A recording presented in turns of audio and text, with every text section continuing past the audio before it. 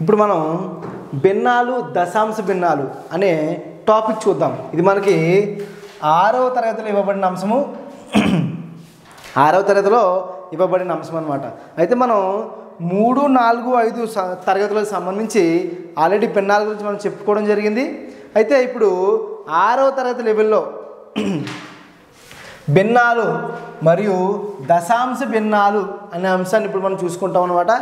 భిన్నాలు చూసుకున్నట్లయితే మనకి 3, 4, 5 తరగతుల్లో ఏమున్నదో అక్కడ వరకు వస్తుంది. కానీ ఈ దశాంశ భిన్నాలు అని కొత్తగా యాడ్ అయింది చూసారు. ఆ దశాంశ భిన్నాల్లో మనకి కొత్తగా కొన్ని నూతన అంశాలు అనేది ఇవ్వడం జరిగింది. ఇప్పుడు ఒకసారి మనం ఈ భిన్నాలు దశాంశ భిన్నాలని 6వ తరగతి లెవెల్లో ఒకసారి మనం జాగ్రత్తగా గమనించుకుందాం. చూడండి ఒకసారి. ఇప్పుడు ఈ భిన్నాలు ఫస్ట్ మనం ఇవన్నీ మనం ముందుగా చెప్పుకున్నట్లే ఉంటాయి. భిన్నము అంటే ఏమిటి అని చెప్పుకున్నాం. లవహారాలు కలిగిన దాన్ని భిన్నము అంటారు. మనకు తెలుసు కదమ్మా. భిన్నము అంటే ఏమిటి? లవహారాలు కలిగిన దాన్ని భిన్నంగా మనం చెప్పుకుంటాము. ఓకేనా? అయితే ఇప్పుడు ఏవైనా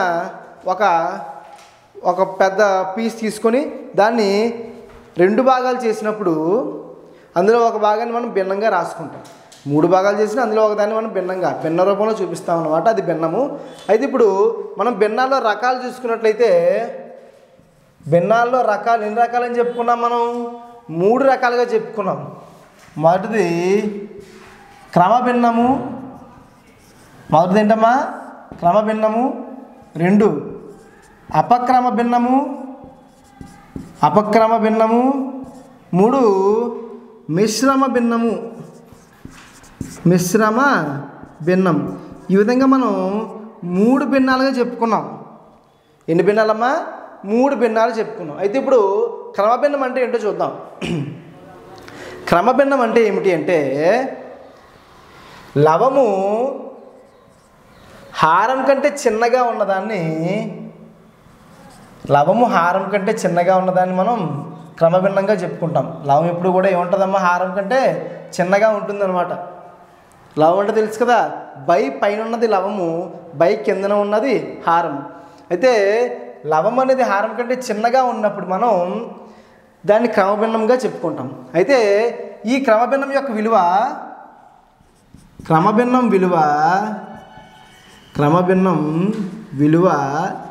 ఎల్లప్పుడూ 1 కంటే తక్కువగానే ఉంటుంది. 1 కంటే తక్కువ. ఇది జాగ్రత్తగా గమనించుకోవాలి. క్రమభిన్నం విలువ ఎప్పుడు ఏంటమ్మా? 1 కంటే తక్కువ. అది క్రమభిన్నం. తర్వాత అపక్రమ భిన్నం చూసుకున్నట్లయితే అపక్రమ భిన్నంలో ఏమిటంటే ఈ లవం అనేది చూసుకున్నట్లయితే హారం కంటే పెద్దగా ఉంటుంది.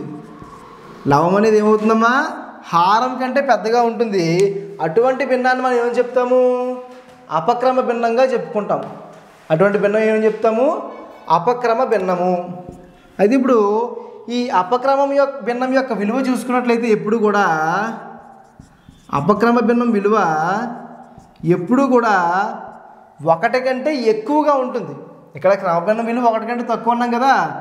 అపక్రమ భిన్నం విలువ 1 కంటే ఎక్కువగా ఉంటుందన్నమాట. ఓకేనా?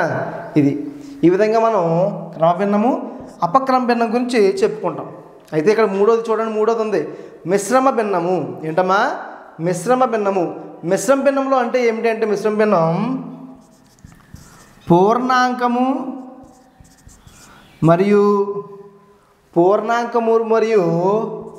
క్రమభిన్నము.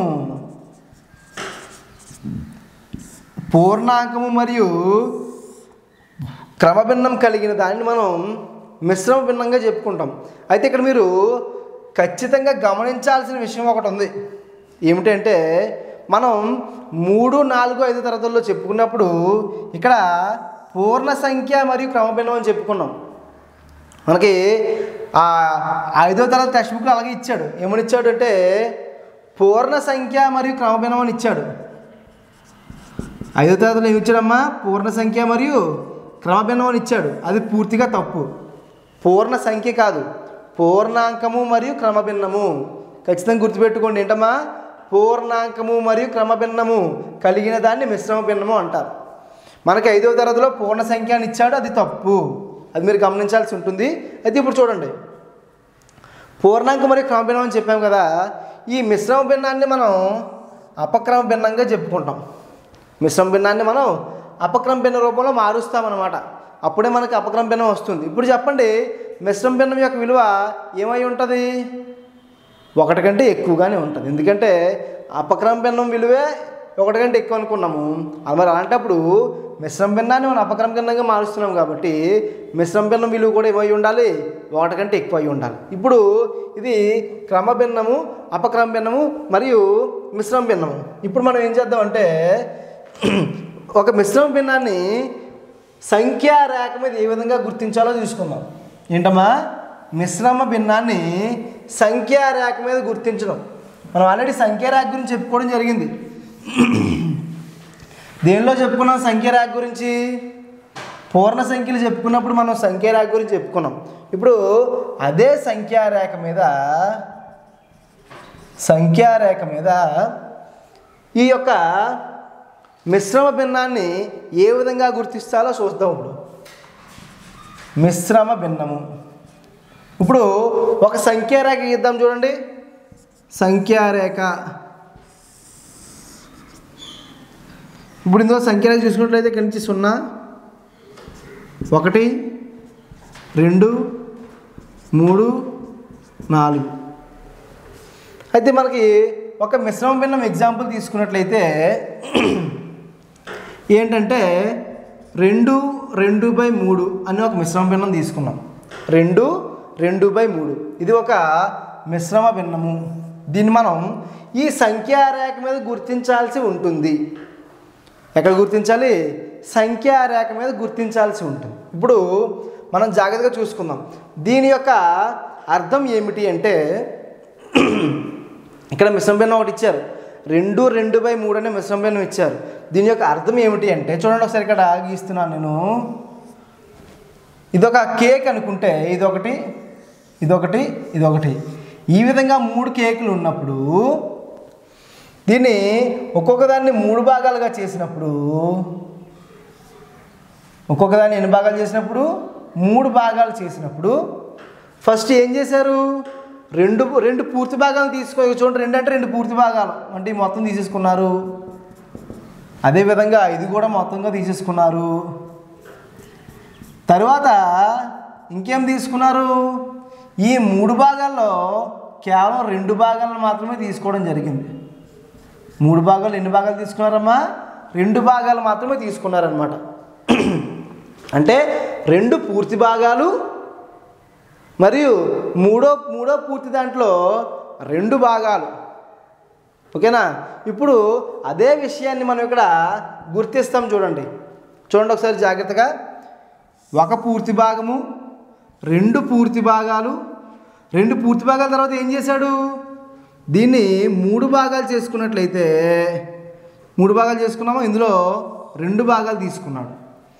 ఈ విధంగా మనం దీన్ని గుర్తిస్తాం. ఇప్పుడు మనం ఒకసారి చూసుకోండి, దీన్ని ఏ విధంగా రాసుకోవచ్చు మనం? అపక్రమ భిన్న రూపంలో మార్చండి. 2, 3, 6, 6, 2, 8, 8/3. ఇప్పుడు ఒకసారి దీని విలువలు చూద్దాం. ఇది 0. ఇక్కడ ఏమవుతుందంటే దీన్ని కూడా మరి 3 భాగాలు చేస్తాం కదా. దీన్ని కూడా 3 భాగాలు చేసామా లేదా? చేసాం. రెండో దాన్ని కూడా 3 భాగాలు చేసామా లేదా? చేసాం. ఇప్పుడు దాని యొక్క విలువలు రాద్దాం. చూడండి ఫస్ట్ ఇది ఏమవుతుందంటే 1/3, 2/3, 3/3 అవుతుంది. 3/3 అంటే ఒక పూర్తి విలువ. అదే ఇది 1/3 అంటే ఇందులో 1, 2/3 అంటే ఇందులో ఇవి 2 కలిపి. ఓకేనా? అది ఇది 3/3. తరువాత 4/3, 5/3, 6/3 అంటే ఏమవుతుంది? 3 1 3, 3 2 6, 2 వచ్చిందా లేదా? అది. తరువాత ఇక్కడ ఇది ఏమవుతుంది? 7/3, 8/3, 9/3 అవుతుంది. ఇప్పుడు చూడండి మనకి అపక్రమ భిన్నం ఏంటమ్మా? 8/3ఏనా? మనం కరెక్ట్గా చేసామా లేదా? దీన్ని బట్టి మనం సంఖ్యారేఖ మీద ఏ విధంగా మిశ్రమ భిన్నాన్ని గుర్తించాలి మనం ఇప్పుడు తెలుసుకున్నాం. ఈ విధంగా ఏం చేస్తామంటే మిశ్రమ భిన్నం ఇచ్చినప్పుడు ఆ సంఖ్య, ఈ సంఖ్య ఉంది కదమ్మా, ఒక పూర్ణాంకం ఉంది కదా, ఆ పూర్ణాంకం ఎంతైతే ఉందో ఆ పూర్ణాంకం యొక్క విలువను పూర్తిగా మనం తీసుకొని తర్వాత భిన్నాన్ని ఆ భిన్నంలో యొక్క భాగాలను మనం గుర్తించాల్సి ఉంటుందన్నమాట. ఈ విధంగా మనం మిశ్రమ భిన్నాన్ని సంఖ్యారేఖ మీద గుర్తిస్తాం. తర్వాత ఏంటంటే మనకి సమాన భిన్నాలు. ఇప్పుడు తర్వాత ఏంటంటే మనకి భిన్నాల సమానత్వము. ఏంటమ్మా? భిన్నాల సమానత్వము. దీన్ని మనం సమాన భిన్నాలని కూడా చెప్పుకుంటాం. భిన్నాల సమానత్వము అంటే ఏమిటంటే రెండు వేరువేరు భిన్నాలు చూడడానికి రూపం వేరేగా ఉన్నప్పటికీ దాని యొక్క విలువ మాత్రం ఒకేలా ఉంటుంది. అటువంటి భిన్నాలను ఏమంటామమ్మా? భిన్నాల సమానత్వం లేదా సమాన భిన్నాలు అంటాం. ఏంటమ్మా? రూపం వేరుగా ఉన్నప్పటికీ ఏం సమానంగా ఉంటుంది? విలువ సమానంగా ఉంటుంది. రూపం వేరుగా ఉన్నప్పటికీ విలువ సమానంగా ఉంటుంది. అటువంటి భిన్నాలను మనం భిన్నాల సమానత్వము లేదా సమాన భిన్నాలుగా చూసుకుంటాం. ఇప్పుడు ఒకసారి జాగ్రత్తగా మీరు చూసుకున్నట్లయితే 1/2 అనే ఒక భిన్నం తీసుకుంటే దీని యొక్క సమానత్వ భిన్నాలు లేదా దీనికి సమానంగా ఉండే భిన్నాలు మనం ఏ విధంగా రాసుకుంటామంటే జస్ట్ చాలా ఈజీగా. ఎలా అంటే దీన్ని 2 కూడా 2తో గుణించండి. లవాన్ని హారాన్ని 1 2 2 2 2 4 అంతే. ఇప్పుడు 3తో గుణించండి. 1 3 3 3 2 6 4/8 5/10 6/12 ఆ విధంగా మీరు ఎన్నైనా రాసుకోవచ్చు. ఇప్పుడు ఇవన్నీ మీరు చూడండి వేరువేరుగా ఉన్నాయి. ఇదేమో 1/2 అంటున్నాము, దీన్ని 2/4 అంటున్నాము, దీన్ని 3/6 అంటున్నాము, దీన్ని 4/8 అంటున్నాము. అనడానికి వేరువేరుగా అన్నప్పటికీ దాని విలువ మాత్రం చివరికి ఏమొస్తుంది? 1/2గానే వస్తుంది. చూడండి, 5 1 5 5 2 10 6 1 6 6 2 12. చూసారు ఎంత వస్తుంది? చివరి విలువ మాత్రం ఒకటే. ఈ విధంగా చూడడానికి రూపం వేరేగా ఉన్నప్పటికీ విలువ సమానంగా ఉన్న భిన్నాలను ఏమంటామమ్మా? భిన్నాల సమానత్వము లేదా సమాన భిన్నాలు అని చెప్పుకుంటాం. ఇదేంటమ్మా? సమాన భిన్నాలు. తరువాత ఏంటంటే మనకి భిన్నాల సంక్షిప్త రూపము. భిన్నాల సంక్షిప్త రూపము అయితే ఇవన్నీ మనం ఆల్రెడీ ముందుగానే చెప్పుకున్నవే. ఇవన్నీ 3 4 5 తరగతులు మనం ఆల్రెడీ ఇవన్నీ చెప్పేసుకున్నాం. కానీ ఒకసారి బ్రీఫ్గా మీరు ఒకసారి చదువుకుంటే మళ్ళీ ఒకసారి విన్నట్టు తెలుసుకుంటాం కదా, ఈజీగా అనిపిస్తుంది కదా, అందుకని ఒకసారి చెప్పడం అనమాట. భిన్నాల సంక్షిప్త రూపము లేదా దీన్నే మనం ఏం చెప్పుకోవచ్చు అంటే కనిష్ట రూపం అని కూడా చెప్పుకుంటాం. కనిష్ట రూపము లేదా సంక్షిప్త రూపము. అయితే ఏదైనా ఒక భిన్నం తీసుకున్నట్లయితే దాని యొక్క సంక్షిప్త రూపం ఏ విధంగా రాస్తాము? ఏ విధంగానంటే అవి లవము హారము కూడా ఏదైనా ఒకే సంఖ్యచే నిశ్శేషంగా భాగించబడుతున్నాయో లేదో చూసి దాన్ని కొట్టివేత పద్ధతిలో కానీ లేదా భాగాహార పద్ధతిలో కానీ చేసి మనం దాన్ని కనిష్ట రూపం రాస్తాం. ఇప్పుడు ఒకసారి చూద్దాము. ఇది ఒక భిన్నం చూసుకొని దాని యొక్క కనిష్ట రూపం రాసుకుందాం. చూడండి ఒకసారి జాగ్రత్తగా. 125 డివైడెడ్ బై 175 ఉంది. 125 డివైడెడ్ బై 175 ఉంది. దీని యొక్క మనం కనిష్ట రూపం రాయాలి. కనిష్ట రూపం అంటే ఏమిటంటే ఇవి 2 సంఖ్యలు కూడా ఏదైనా ఒకే సంఖ్యతో నిశ్శేషంగా భాగించబడుతున్నాయో లేదో చూడండి. ఏ సంఖ్యతో భాగించబడతాయి మనం రాసుకుంటే ఈజీగా 25 5 125 25 7 175. కాబట్టి దీన్ని మనం 5/7గా రాసుకుంటాం. ఇదే భిన్నాల కనిష్ట రూపం. ఏంటమ్మా? భిన్నాల కనిష్ట రూపం. ఇప్పుడు మరొక ఎగ్జాంపుల్ తీసుకున్నట్లయితే మనకి 78/20 78/20 ఈ రెండు చూసుకున్నట్లయితే మనకి ఏదైనా ఒకే అక్కంలో నిశ్శేషంగా భాగించబడుతున్నాయి లేదో చూడండి. 2తో పోతున్నాయి చూడండి. 2 10 20 2 3 6 2 9 18. ఇప్పుడు 39 10 అనేవి ఏదైనా ఒకే సంఖ్యతో నిశ్శేషంగా భాగించబడతాయా? భాగించబడవు. కాబట్టి దీనినే మనం భిన్నాల కనిష్ట రూపం లేదా సంక్షిప్త రూపంగా చెప్పుకుంటాం. ఇది ఏంటమ్మా? భిన్నాల సమానత్వం మరియు భిన్నాల కనిష్ట రూపం. తర్వాత చూసుకున్నట్లయితే మనకి ఏంటంటే సజాతి భిన్నాలు విజాతి భిన్నాలు ఉంటుందమ్మా. ఏంటమ్మా?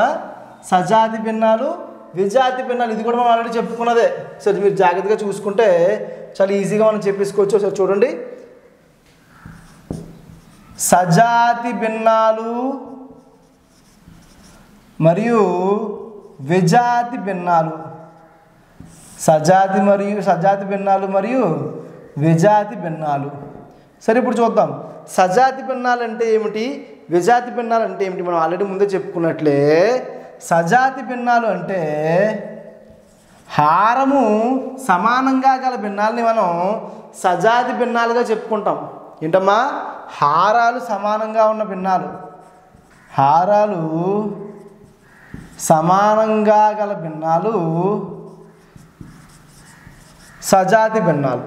దీనికి ఎగ్జాంపుల్ చూసుకున్నట్లయితే, ఉదాహరణ చూసుకున్నట్లయితే చూడండి, 1/8, 3/8, 5/8, 7/8 తీసుకోవచ్చు.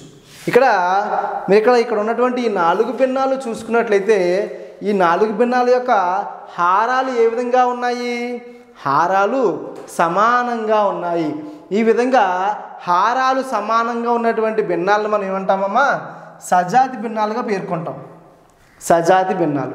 అదేవిధంగా తరువాత ఏమిటంటే విజాతి భిన్నాలు. ఏంటి? విజాతి భిన్నాలు. విజాతి భిన్నాలు అంటే ఏమిటంటే హారాలు సమానంగా లేని భిన్నాలు, హారాలు సమానంగా లేని భిన్నాలు. ఇవేమి ఉన్న భిన్నాలు. సజాతి భిన్నాలు అంటే హారాలు సమానంగా లేని భిన్నాలు ఏంటమ్మా? విజాతి భిన్నాలు. దీనికి ఉదాహరణ చూసుకున్నట్లయితే మనం 2/3, 4/5, 6/7, 8/9 ఈ విధంగా మనం ఏం చేసుకుంటామంటే విజాతి భిన్నాలను చెప్పుకుంటాం. ఏంటి? సజాతి భిన్నాలు అంటే హారాలు సమానంగా గల భిన్నాలు. అదేవిధంగా విజాతి భిన్నాలు అంటే హారాలు సమానంగా లేని భిన్నాలు. ఇప్పుడు మనం భిన్నాల పోలిక చూద్దాం. చూడండి, తరువాత విషయం ఏమిటమ్మా? భిన్నాలు పోలిక. భిన్నాలను ఏ విధంగా పోల్చుతామనే విషయం అన్నమాట. భిన్నాలను ఏ విధంగా పోలుస్తాము? 2 భిన్నాలను మనం పోల్చాలి అంటే ఏది పెద్దదో ఏది చిన్నదో తెలియాలి. అయితే ఇక్కడ ఒక చిన్న విషయం ఉంది. సజాతి భిన్నాలు అనుకోండి, మనం చాలా ఈజీగా చెప్పేస్తాం ఏది చిన్నదో ఏది పెద్దదో. ఇప్పుడు చూడండి ఒకసారి, ఇప్పుడు ఎగ్జాంపుల్ తీసుకున్నట్లయితే 2/5, 4/5 అనే 2 అంశాలు ఉన్నాయి, 2 భిన్నాలు ఉన్నాయి. ఏమిటమ్మా అది? 2/5, 4/5 అని ఈ 2 భిన్నాలు చూసుకున్నట్లయితే ఒకసారి చూడండి. ఇందులో 5 ముక్కల్లో 2 ముక్కలు తీసుకోవడం జరిగింది. 5 భాగాల్లో 2 భాగాలు తీసుకున్నారు. ఇక్కడ 5 భాగాల్లో 4 భాగాలు తీసుకున్నారు. ఇక్కడ ఇప్పుడు చెప్పండి, ఏది పెద్దది ఏది చిన్నది? ఇప్పుడు 5 భాగాల్లో 4 భాగాలు తీసుకున్నది గరిష్ట భిన్నము లేదా పెద్ద భిన్నం అవుతుంది. ఇదేమో కనిష్ట అవుతుంది, చిన్నది అవుతుంది. ఎందుకంటే హారాలు సమానంగా ఉన్నాయి, అంటే ఇవి సజాతి భిన్నాలు. కాబట్టి సజాతి భిన్నాలు ఉన్నప్పుడు మనం లవములో ఏదైతే చిన్నగా ఉందో ఆ భిన్నాన్ని చిన్న భిన్నము అని, హారము సమానంగా ఉన్నప్పుడు లవము ఏదైతే పెద్దగా ఉంటుందో దాన్ని పెద్ద భిన్నంగా మనం చెప్పుకుంటాం. ఇప్పుడు దీన్ని ఏ విధంగా మనం పోల్చుతాం? చూడండి, 2/5, 4/5ని లెస్ దాన్ పెట్టి మనం పోల్చుతాం అన్నమాట. ఏం పెడతాము? లెస్ దాన్ పెట్టి పోల్చుతాం. సరే, సజాతి భిన్నాలు కాబట్టి చాలా ఈజీగా పోల్చేశారు. మరి ఒకవేళ విజాతి భిన్నాలు అయితే ఎలా ఉంటుందో ఒకసారి చూద్దాం. ఇప్పుడు ఇదే 3/5, 7/9 ఉన్నాయి, 3/5, 7/9 ఉన్నాయి. ఈ 2 భిన్నాలని మనం పోల్చాల్సి ఉంటుంది. ఏం చేయాలమ్మా? పోలిక. చెప్పండి, ఏ విధంగా పోలుస్తాము? ఏ విధంగా పోలుస్తామంటే ముందు ఈ యొక్క విజాతి భిన్నాలను మనం సజాతి భిన్నాలుగా మార్చుకోవాలి. విజాతి భిన్నాలను ఏం చేయాలి? సజాతి భిన్నాలుగా మార్చుకోవాలి. సజాతి భిన్నాలుగా మార్చాలంటే ఏం చేయాలంటే హారాలకి కసాగు కట్టి ఆ కసాగు హారం అయ్యే విధంగా చూడాలన్నమాట. ఇప్పుడు చూడండి, హారాలకు కసాగు కడదాం. చూడండి, 5 మరియు 9కి కసాగు కట్టినట్లయితే ఒకసారి మీరు జాగ్రత్తగా చూడండి, 5 మరియు 9 అనేవి ఏదైనా ఒకే ఎక్కంతో నిశ్శేషంగా భాగించబడుతున్నాయా? చెప్పండి, నిశ్శేషంగా భాగించబడుతున్నాయా? భాగించబడవు. కాబట్టి మనం కసాగు ఏమని చెప్తామంటే ఆ 2 సంఖ్యల యొక్క లబ్ధమే మనం కసాగుగా చెప్పుకుంటాం. ఏవైనా 2 సంఖ్యల యొక్క మనం కసాగు కనుక్కోవాల్సి వచ్చినప్పుడు ఆ 2 సంఖ్యలు ఏవైనా ఒకే సంఖ్యచే నిశ్శేషంగా భాగించబడలేనట్లయితే ఆ రెండు సంఖ్యల్ని కూడా రెండు సంఖ్యల గుణకారాన్ని మనం ఆ లబ్ధాన్ని కసాగుగా తీసుకోవచ్చు. ఇప్పుడు చూడండి, మనకి ఇప్పుడు కసాగు ఏమవుతుంది, 5 9ల 45 కసాగు అవుతుంది. అంటే ఇక్కడ మనకు వచ్చింది ఏమిటి అంటే మనకి హారాలని 45గా మార్చుకోవాల్సి ఉంటుంది. ఇప్పుడు చూడండి 3/5 5ని 45గా మార్చాలంటే దేంతో గుణించాలి? ఎలాగో మనం 5 × 9గా చేసాం, 9తో గుణిస్తే సరిపోతుంది. చూడండి, ఇప్పుడు 3/5 × 9/9 కామా, అదేవిధంగా 7/9 9 45 అవ్వాలంటే దేంతో గుణించాలి? 5తో గుణించాలి 5. ఇప్పుడు చూడండి, చెయ్యండి, 3 9ల 27/5 9లు 45. అదేవిధంగా 7 5లు 35/9 5లు 45. ఇప్పుడు చెప్పండి, రెండింటిలో ఏది పెద్దది? రెండింటిలో రెండు హారాలు సమానం అయ్యాయి కాబట్టి లవము ఏది పెద్దగా ఉంటే అదే పెద్ద భిన్నంగా మనం చూపిస్తాం. అంటే ఇక్కడ లెస్ దెన్ పెట్టి మనం పోల్చడం జరిగిందనమాట. ఈ విధంగా మనం భిన్నాల పోలిక అనేది చేసామన్నమాట. చూడండి ఒకసారి, సజాతి భిన్నాలు, విజాతి భిన్నాలు, ఇదేమో భిన్నాల పోలిక. ఏ విధంగా పోల్చాలి ఇప్పుడే చెప్పుకున్నాం. ఈ భిన్నాల పోలికను అనుసరించే మనం భిన్నాల ఆరోహణ క్రమము, భిన్నాల అవరోహణ క్రమం కూడా దీన్ని అనుసరించే మనం చేస్తామన్నమాట. ఏది? భిన్నాల పోలికని ఏ విధంగా మనం భిన్నాల పోలిక పోల్చామో దాన్ని అనుసరించే మనము ఆరోహణ అవరోహణ క్రమం కూడా చెప్పుకుంటాం. అయితే ఇప్పుడు మనం ఏం చేద్దామంటే సజాతి మరియు విజాతి భిన్నాల సంకలనము మరియు వ్యవకలనం తెలుసుకుంటాం. ఏంటమ్మా? సంకలనము మరియు వ్యవకలనము ఏ భిన్నాలు? సజాతి భిన్నాలకైతే ఎలా చేయాలి, విజాతి భిన్నాలకైతే ఎలా చేయాలి ఒకసారి జాగ్రత్తగా చూడండి. సంకలనము, ముందు సంకలనం చూద్దాం. సంకలనం అంటే ఏంటి? కూడిక. అదే సజాతి భిన్నాలకు సంకలనం అయితే ఒకసారి ఎలా ఉంటుందో చూద్దాం. అంటే ఒకే హారం కలిగిన భిన్నాలను మనం ఏ విధంగా కూడిక చేస్తామో ఒకసారి జాగ్రత్తగా చూడండి. ఇప్పుడు 2/7 ప్లస్ 5/7 ఉంది. 2/7 ప్లస్ 5/7. ఇప్పుడు ఇక్కడ మనం చూసుకున్నట్లయితే జాగ్రత్తగా ఈ రెండిట్ల యొక్క హారాలు ఏ విధంగా ఉన్నాయమ్మా? హారాలు సమానంగా ఉన్నాయి. అంటే ఇవి ఏ భిన్నాలు? ఇవి సజాతి భిన్నాలు. ఈ సజాతి భిన్నాలకు మనం కూడిక ఏ విధంగా చేస్తామో చూడండి. హారం ఎంత ఉందో అది వేసుకుంటాం, 7 వేసేసుకుంటాము, లవాలను కలిపేస్తాం అంతే. లవాలను కలిపేయండి, 2కి 5 కలిపితే అంత 7. అంటే దీన్ని మనం 7 7 1 1 ఇలా కూడా 1/1 కూడా రాసుకోవచ్చు. అంటే 1 అన్నమాట ఆన్సర్. ఓకేనా? మనం ఈ విధంగా రాసుకున్నా మనకి ఇబ్బంది ఏమి ఉండదు. ఇది సజాతి భిన్నాల సంకలనం. అదే ఒకవేళ విజాతి భిన్నాల సంకలనం చూడండి ఏ విధంగా చేస్తామో. విజాతి భిన్నాల సంకలనం చూడండి. ఏమైనా 2 విజాతి భిన్నాలు తీసుకోండి. ఏంటంటే 5/11, 7/13, 5/11, 7/13. ఈ రెండు భిన్నాలు సజాతి భిన్నాలా, విజాతి భిన్నాలా? అలా మనకు క్వశ్చన్ వచ్చినప్పుడు హారాలు సమానంగా ఉన్నాయా, వేరువేరుగా ఉన్నాయో చూసుకోండి. సమానంగా ఉంటే సజాతి భిన్నాలు, వేరువేరుగా ఉంటే విజాతి భిన్నాలు. ఇప్పుడు ఇవి 2 విజాతి భిన్నాలు కాబట్టి రెండిట్ల యొక్క సంకలనం కదా చేయాలి మనం. సంకలనం చేయాల్సి వచ్చినప్పుడు ఏం చేయాలంటే ముందు హారాలకి కసాగు కట్టాల్సి ఉంటుంది. హారాలకి ఏం కట్టాలి? కసాగు. ఇప్పుడు చూడండి, హారాలు ఇక్కడ ఏమేమి ఉన్నాయి? 11 మరియు 13ల కసాగు. ఏంటమ్మా? 11 మరియు 13ల కసాగు. మనం ముందు చెప్పుకున్నట్లే ఏవైనా 2 సంఖ్యలు కసాగు కావలసినప్పుడు ఆ 2 సంఖ్యలు ఏదైనా ఒకే సంఖ్యతో నిశ్శేషంగా భాగించబడలేనట్లయితే, చూడండి ఇక్కడ ఏదైనా ఒక సంఖ్యతో నిశ్శేషంగా భాగించబడుతున్నాయా? ఇవి లేదు. ఎందుకు? ఇవి 2 కూడా ప్రధాన సంఖ్యలు కాబట్టి. 2 ప్రధాన సంఖ్యలకి సామాన్య కారణాంకం ఉంటుందా? ఉండదు. కాబట్టి ఈ విధంగా సామాన్య కారణాంకం లేనటువంటి ఈ సంఖ్యల యొక్క ఎల్సిఎం కసాగు కనుక్కోవాలంటే ఏమని చెప్పాము? వాటి యొక్క గుణకారము, లబ్ధము. 11 13లో ఏ విధంగా మనం చేస్తాము? 13 1 3 కలిపితే 4 13 ఇలా చేస్తాం అనమాట. మనం ముందు చెప్పుకున్నట్లే ఏదైనా ఒక సంఖ్యని, ఒక 2 అంకెల సంఖ్యని ఏ సంఖ్యని తీసుకున్నా సరే, ఇప్పుడు 75 తీసుకున్నాం అనుకోండి, 11 నిశేషం కాబట్టి 11 గుణించాలి. ఏ విధంగా గుణిస్తాము? 75 కాబట్టి 7 5 రాసుకోండి. 75 2 కలిపేయండి 12 కాబట్టి 8 25 అనమాట. ఈ విధంగా చేస్తామని చెప్పాం. ఇది కూడా అలాగే 11 × 13 కాబట్టి 13 మధ్యలో 1 3 కలిపితే 4 ఇది. ఇప్పుడు కూడిక కాబట్టి ఈ కసాగు మొదటి హారంతో ఎన్నిసార్లు భాగింపబడుతుందో చూడండి. ఎన్నిసార్లు భాగింపబడుతుంది? మనం 2 గుణించాం కాబట్టి 13 సార్లు భాగింపబడుతుంది అంతే. ఎందుకంటే ఇవి 2 కదా గుణించాం మనం.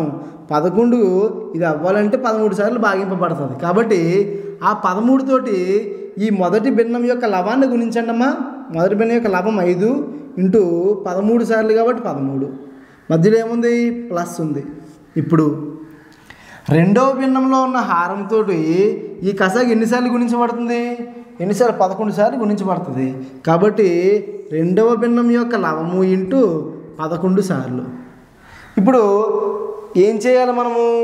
మనకి ముందుగా మనం చెప్పుకున్నాం బాడ్మాస్ రూల్, డీమాస్ రూల్ అని చెప్పుకున్నాం. ఏంటంటే మొదటగా గుణకారం చేసి తరువాత మాత్రమే కూడిక చెయ్యాలి. లేదు సార్ నేను కూడిక చేసి తర్వాత గుణకారం చేస్తానంటే చేసుకో, ఆన్సర్ తప్పితే ఎవరికి సంబంధం లేదు అది. కాబట్టి మొదటిగా మనం ఏం చేయాలి? డీమాస్ రూల్ ప్రకారం ఇప్పుడు ప్రతిసారి ఈ సంఖ్యా వ్యవస్థ అనే కాదు, అంకగణితం అనే కాదు, బీజగణితమే కాదు, ఏదైనా సరే ఖచ్చితంగా సరే ఈ రూల్ని మనం ఫాలో అయ్యి తీరాలంతే. లేకపోతే ఆన్సర్ ఖచ్చితంగా తప్పు వచ్చే తీరుతుంది ఇది.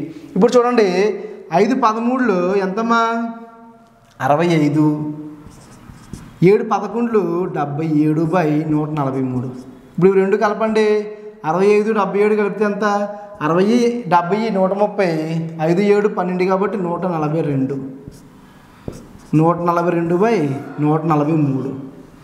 142/143. ఇది విజాతి భిన్న అనేటువంటి 2 భిన్నాల యొక్క కూడిక. ఇప్పుడు మరొక 2 భిన్నాలు చూసుకొని మనం దానికి చేద్దాం. చూడండి ఏంటంటే 5/8 ప్లస్ 2/5.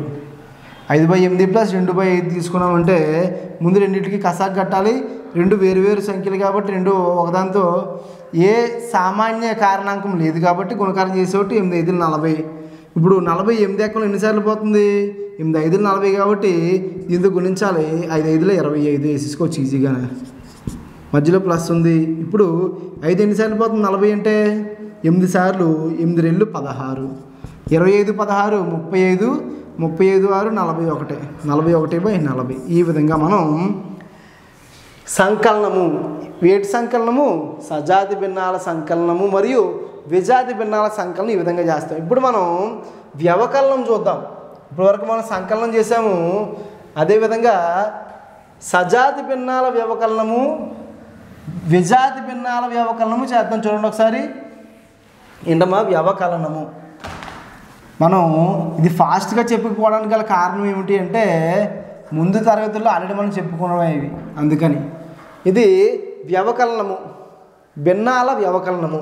మొదటగా సజాతి భిన్నాల వ్యవకలనం చూసుకున్నట్లయితే సజాతి భిన్నాలు ఏవైనా 2 భిన్నాలు చూసుకోండి.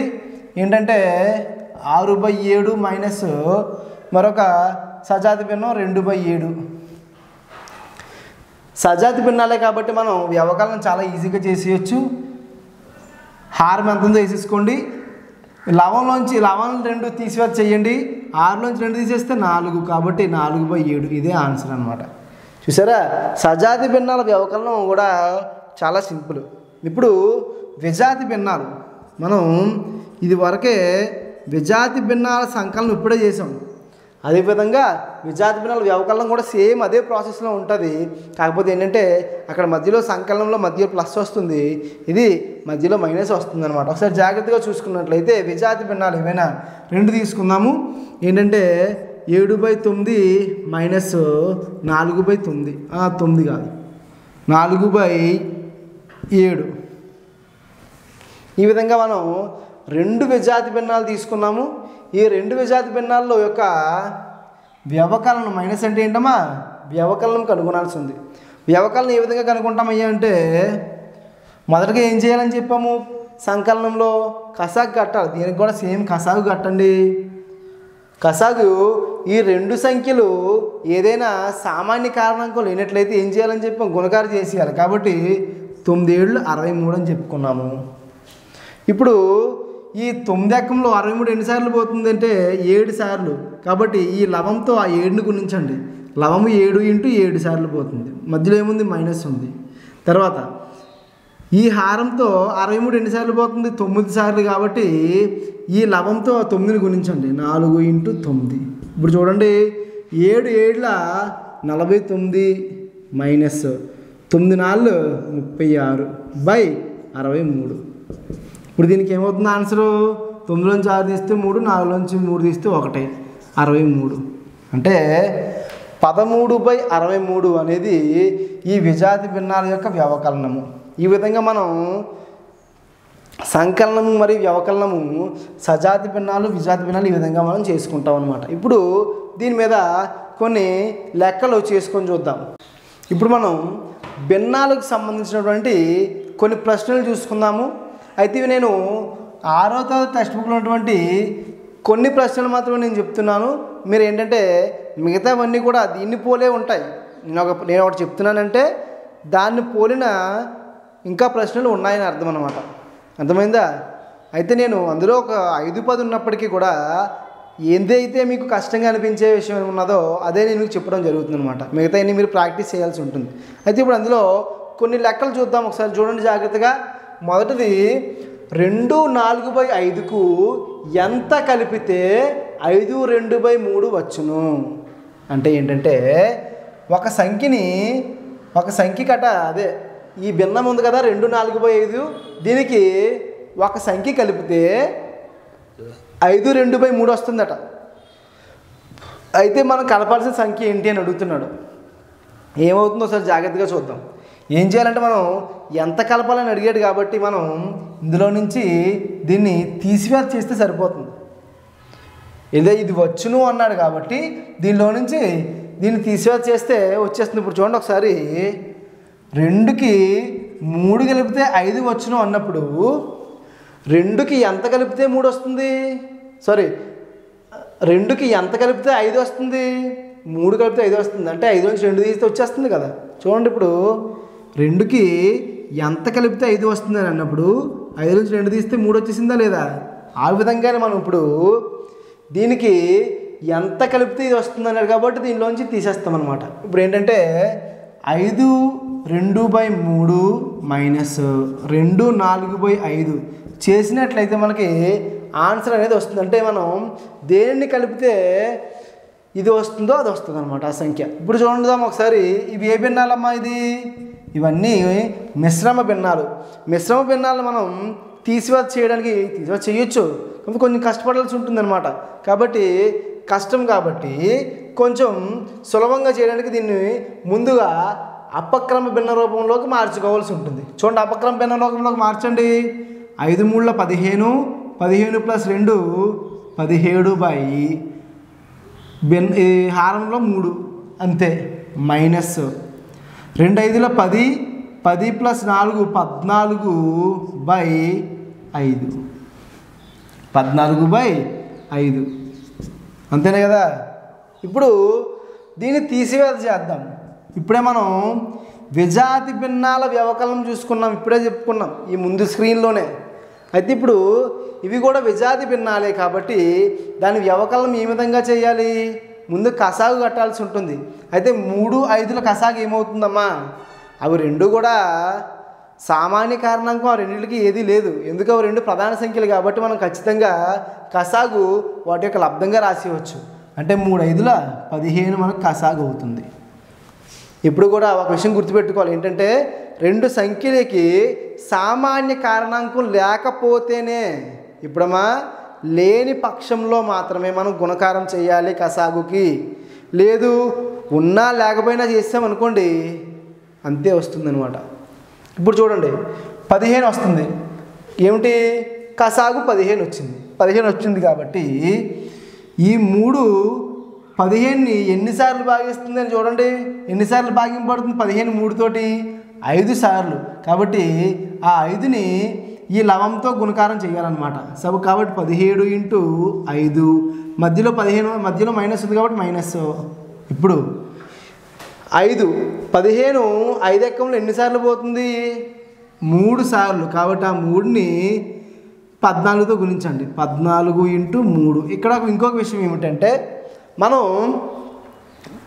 కసాగుకి ఎప్పుడైతే గుణకారం చేసామో అప్పుడు మీరు ఇంకొక విధంగా చేసుకోవచ్చు. ఏమిటి అంటే 17 ఇంటూ 5 14 ఇంటూ 3 ఏ విధంగా దీంతో దీన్ని గుణకారం చేసుకోవచ్చు పైన. అర్థమైందా? అలా కూడా చేసుకోవచ్చు అన్నమాట. ఎందుకంటే మనం కసాగు అవి గుణించినప్పుడే కదా వచ్చింది. ఆ విధంగా మనం రాసేసుకోవచ్చు. ఇప్పుడు ఒకసారి దీన్ని సాల్వ్ చేసి చూద్దాం. ఒకసారి జాగ్రత్తగా చూడండి. 17 5లు 17 5లు ఎంతమ్మా? చేద్దాం ఒకసారి చూడండి. 7 5లు 35 5 3 8 5 1 5 5 3 8 ఓకేనా? 85 మైనస్ 14 3 3 4 12 3 1 3 42 అంతేనా? సరిపోయింది. ఒకసారి జాగ్రత్తగా చూడండి. 5 7 35 5 3 5 1 5 5 కూడా కలిపితే 3 80 సరిపోయింది లేదా? 3 4 12 2 1 3 1 3 3 కూడా కలిపితే 4 అంతే. బై ఎంతమా? 15. ఇప్పుడు 85లోంచి 42 తీసివేత చేయండి. 5లో నుంచి 2 తీసేస్తే 3, 8లో నుంచి 4 తీసేస్తే 4, 43/15. 43/15 మనకి ఇదే ఏంటంటే ఈ సంఖ్యకి కలపాల్సిన భిన్నము. అయితే ఇప్పుడు మనం దాన్ని ఏ విధంగా రాస్తాము అంటే మిశ్రమ భిన్నంలో రాస్తాం. అది అపక్రమ భిన్నం వచ్చింది. మనం మిశ్రమ భిన్నంలో ఏ విధంగా రాస్తాం చూడండి. బాగా ఆరం చేయండి. 43 15 15 2 30 30 అంటే ఎంత మిగిలింది? 3 13 మిగిలింది. కాబట్టి ఏం చేస్తామంటే 2 13/15 ఈ విధంగా రాస్తాం. ఏంటమ్మా? 2 13/15 ఈ విధంగా మనకి అంటే మనకి 5 2/3 కావాలంటే ఎంత కలపాలి? 2 13/15 కలపాలి. ఎవరికి? 2 4/5కి అది ఆ భిన్నం కలపాల్సి ఉంటుందన్నమాట. అర్థమైందా లేదా? ఇప్పుడు తర్వాత లెక్క చూడండి. క్రింది భిన్నాలు ఆరోహణ రూపం రాయమంటున్నాడు. ఆరోహణ రూపం అంటే ఏమిటి? చిన్న సంఖ్య నుంచి పెద్ద సంఖ్య అంటే చిన్న భిన్నం నుంచి పెద్ద భిన్నం. సరే సార్ రాసేయచ్చు. మరి ఇక్కడ ఇవి వేరువేరు భిన్నాలు 4 2 3 5 7 అన్నీ కూడా వేరువేరుగానే ఉన్నాయి హారాలన్నీ.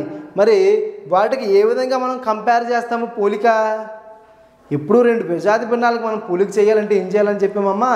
వాటికి హారాలు సమానం చేయాలి. అంటే వాటిని సజాతి భిన్నాలుగా మార్చాల్సి ఉంటుంది. ముందు మార్చండి సజాతి భిన్నాలుగా. కాబట్టి వీటికి 4 3 5 7 దీనికి కసాకు కడితే ఏమవుతుందంటే ఇవి 4 కూడా సామాన్య కారణాంకం దేనికి లేదు 4 కూడా. కాబట్టి మనం ఏం చేయొచ్చు అంటే వాటి గుణకారాన్ని మనం రాసేయచ్చు. వాటి గుణకారం ఏమవుతుంది? 5 4 20 23 60 6 7 42 కాబట్టి 420. అంటే మనం వీటిని హారాలు 420 రూపాయలు 420కి మార్చాలన్నమాట. ఇప్పుడు ఈ హారాలని 420లా ఏ విధంగా మార్చుతామో ఒకసారి జాగ్రత్తగా చూడండి. 3/4 420 అవ్వాలంటే దేంతో గుణించాల్సి ఉంటుంది? 3 5 15 15 7 105 అంటే 105తో లవాన్ని హారాన్ని గుణించాల్సి ఉంటుందన్నమాట. ఎందుకంటే హారాలు మనం సమానం చేయాలి కాబట్టి. ఇదంతా మనం చేసేది ఎందుకు? హారాలను సమానం చేయడం కోసం. తరువాత 3/2 420 అవ్వాలంటే 210తో గుణించాలి. 210తో గుణించాలి. తర్వాత 2/3 420 అవ్వాలంటే 420 అవ్వాలంటే 1 1 3 3 4 12 అంటే చూడండి ఒకసారి 5 4 20 27 ఎంతమ్మా? 140. 27 ఎంత? 140 కదా. తర్వాత చూడండి 1/5 1/5 5 420 అవ్వాలంటే దేంతో గుణించాల్సి ఉంటుంది? 4 3 12 12 ఏళ్ళ 84. తర్వాత 18/7 7 420 అవ్వాలంటే 5 4 20 23 60 60తో లవాన్ని హారాన్ని గుణించాల్సి ఉంటుంది. ఇప్పుడు చూడండి ఒకసారి జాగ్రత్తగా చూసుకున్నట్లయితే 3 5 15 3 1 3. తర్వాత 4 105 ఏమవుతుంది? 420 అవుతుంది. 3 రెళ్ళు 630/420. 2 1 2 280/420.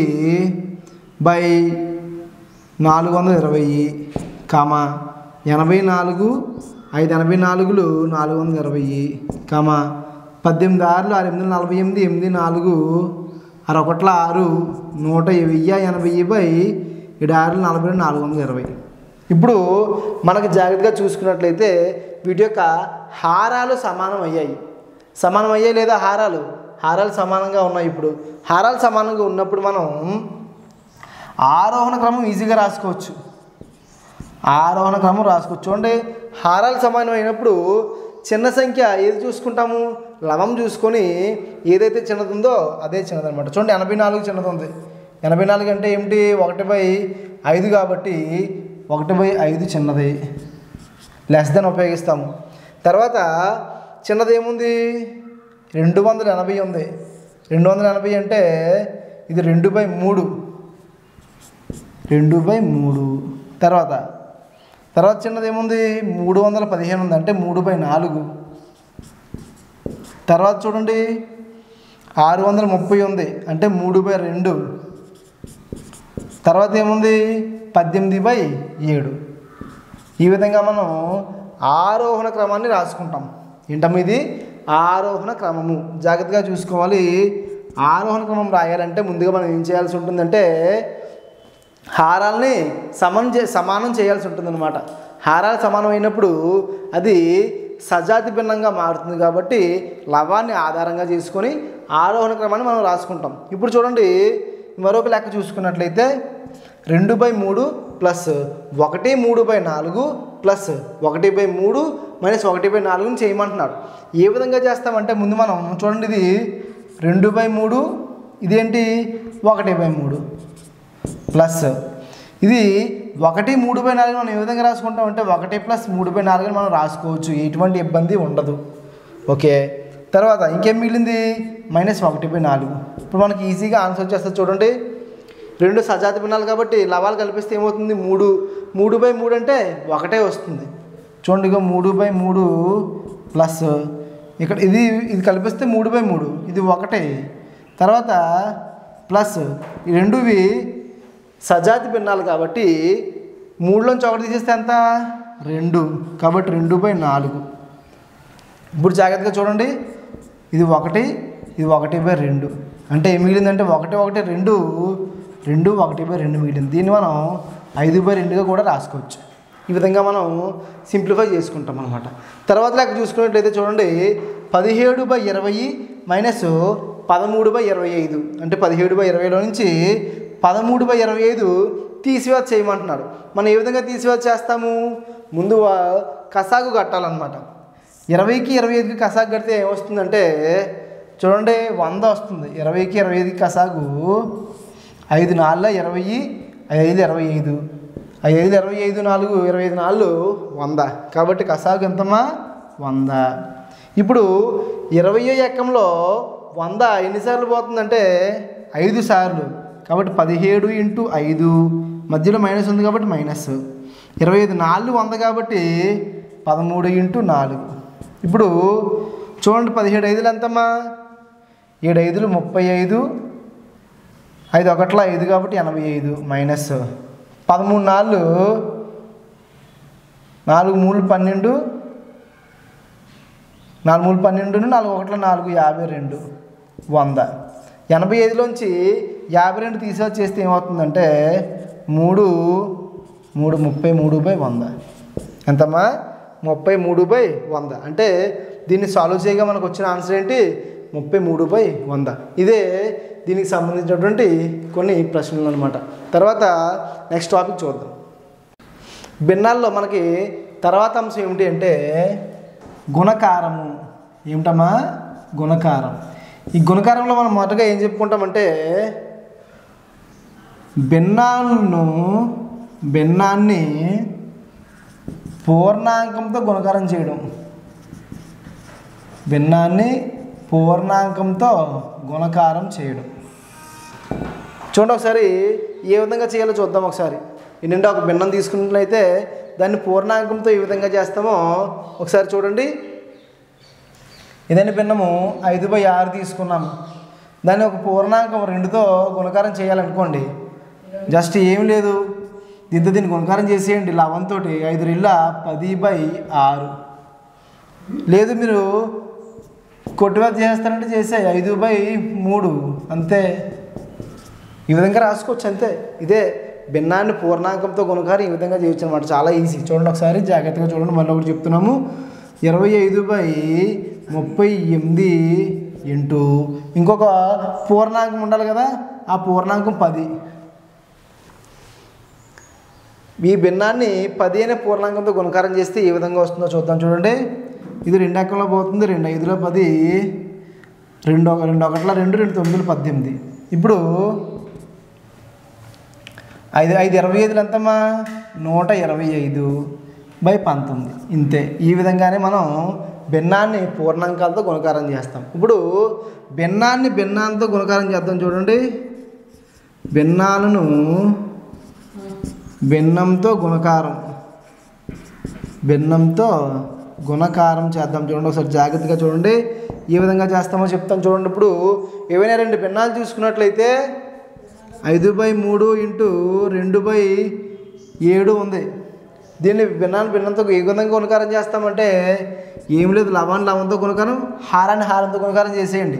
5 రెళ్ళు 10, 3 7 21. అంతే, అయిపోయింది.